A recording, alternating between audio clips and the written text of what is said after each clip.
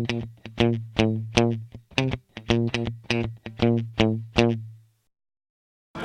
think there's still a future in television if you define it broadly. I think if you work in public service television, the key challenge is not to lose contact with reality, to really see what moves people, what concerns people, what really bothers people. And I think is a key challenge. And to understand basically that there is an art of storytelling that hasn't changed over the last 2,000 years, but there's still a lot of people in the media in general who ignore it. Yeah. If you don't have a story to tell, shut up. It's quite simple. I think it's very important to try to get in contact to many people and to get get impressions as many as you can get, because it's not, let me say, there is no possibility to study television. It's a field you have to do experiences, and you must practice it, and therefore it's very important that the people not only talk about it, they have to do it, they have to practice, and with this experiences and with this contacts, then you have the chance, and it's like the people here, maybe 5 years, 6 years later, you have the chance to get into the next step and in the next quality level. You have to be very tough, because there are so many people interested in that kind of profession, that you have to be personally very tough and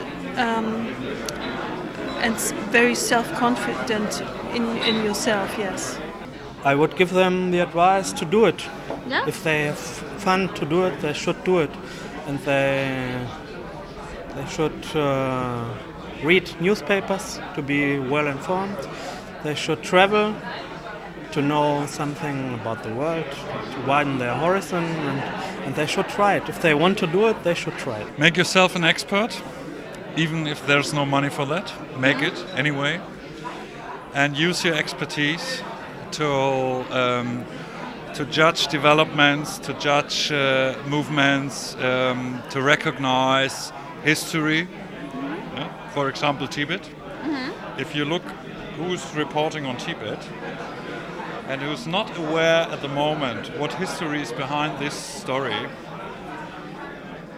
this might be enough for television today, but it's not enough to realize what problems are behind all these topics. I think public broadcast is still a great chance for young journalists who want to make quality television, and there are several programs still that make quality journalism. And I think there is a generation of people who want to make good films, good documentaries, good political or cultural programs, and they find too little space to produce these programs. And they shouldn't give up. They should try to force the makers of television to make a better program and to be pushy and to try to establish quality standards that are there and maybe come back to television.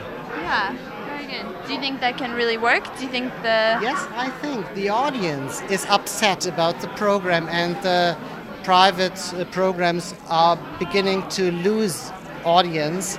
I think, as I see my children now, they absolutely think that have cynical approach towards television. They do not trust television anymore. And what is it worth to produce news or stories that no one believes in? So they will find out in a few years, I hope.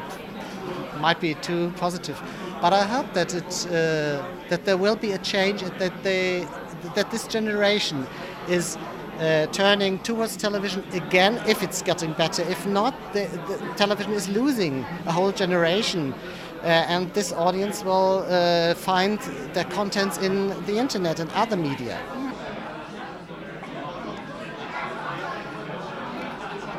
Be curious, be curious,